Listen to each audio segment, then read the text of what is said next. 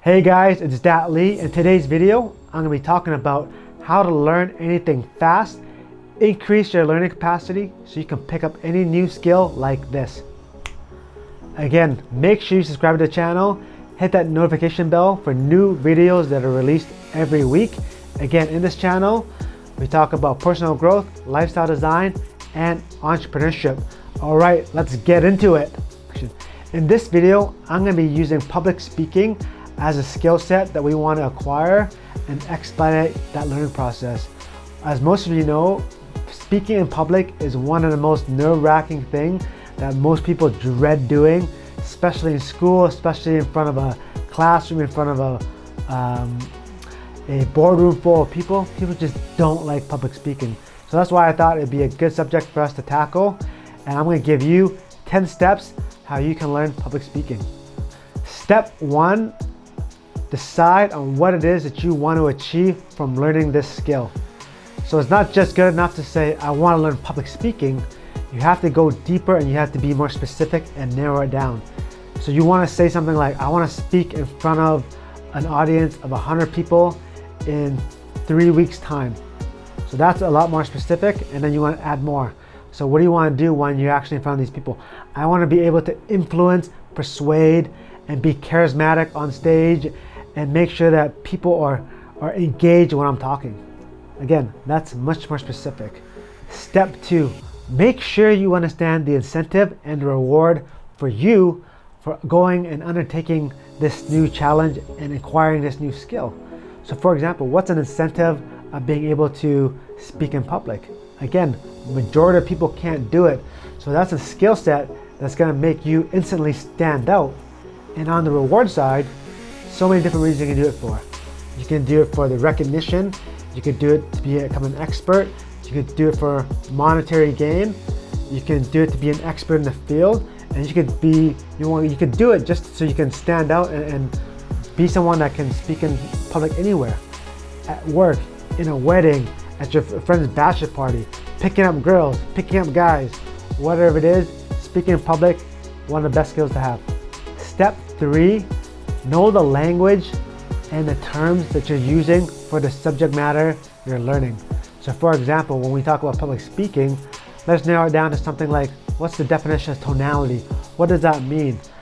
That means being able to control the tone, how you sound, and how confident the pitch actually comes out of your voice. We want to define all the terms in that actual subject matter, because a lot of times in the English language, so many words have the exact same meaning. So you really want to make sure you fully understand those terms and clear them. So that means if you actually don't know what the word means, or you kind of have an idea, just make sure you look it up in a dictionary or you look it up on Google, just so you're 110% sure what it actually means. And knowing the language and the jargon of an actual skill or an industry will make you a lot more aware of what the terms mean so you can get where you want to get to. Step 4, break it down into chunks that are easy for you guys to confront. So again, if we're looking at public speaking, you're not going to be able to get in front of an audience on day 1 because you're going to be petrified and nervous and scared. So how can you break that down? So let's just say, hey, you know what? How about I just find a book and read a sentence in front of 3 people? That's a baby step, and that's something that you can break down and continue getting better, so that, hey, maybe the next day you can take the book away and talk about something that you actually like. So breaking these things down into little chunks that you can actually confront, it's very vital for you to actually get better and be able to mentally prepare yourself to learn that skill. Number 5, research and find people that are exactly where you want to be. So these people that are where you want to be, they've gone through all the challenges and they've done all the things and made all the mistakes that you don't have to make. So you can find these people. It can be someone online, it could be someone in your neighborhood, just anyone you have access to that you can ask questions and get tips from, because that will expedite your learning and it will make you skip so many things that you don't have to go through. And again, when you're in the research process, don't overdo it. Research enough that can get you started and get you going. You don't want to be paralyzed by over researching. You actually just want to get started and move forward and get traction. Step 6, make sure you find the correct sequence because order does matter. So the order of how you learn will dictate the outcome. So again, let's just use baking a cake for example. If you follow the recipe to a T from the beginning to the end and you get all the correct ingredients, the outcome is going to be the delicious cake that's in that picture that you're actually going to be producing. If you start doing random things and not following the instructions, you're not going to get that same result. So make sure you find the best sequence to get you where you need to go for learning that skill set. Step 7, have something on the line. For the majority of us, cash is something that we don't want to lose. So if you want to motivate yourself and ignite that internal drive, put some cash on the line. Call a friend, tell them, hey, I'm going to give you $100 if I don't do this by this date. And that's going to light a fire under your ass and make sure you do it. Again, you can do other things. You can make a wager, you can donate to charity, whatever it is. Just have something on the line that puts that fire in you so you get it done.